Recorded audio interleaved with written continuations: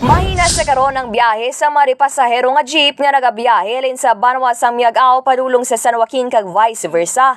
Matapos nga ginsirado ang Uyungan Bridge sa Miagao sumugod sadtong Oktubre 28. Ini santo sa payag ni JR Pastrana, isa ka jeepney driver.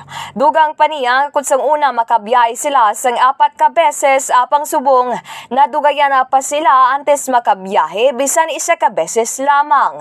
Samtang nagapugok naman ang mga salakyan sa magtimbang nga bahin sang dalan kung sa diin madamo sa managahulat nga modernized jeepney, bus kag tricycle. Kagini si Kabanderang Kim Kaluyo nagabandera sang matudtod nga serbisyo publiko kag kalingawan sa Iloilo. Radyo Bandera. Ang iniga balita ang ginadulong sa inyo sang DTX Coffee Mix. Himo sa natural nga sangkap pareho sang amarkuso, chia seeds, sugared cane extract powder. DTX Coffee Mix. Nakakapi ka na, naka-detox ka pa. DTX Coffee Mix. Mabakal sa mga butika.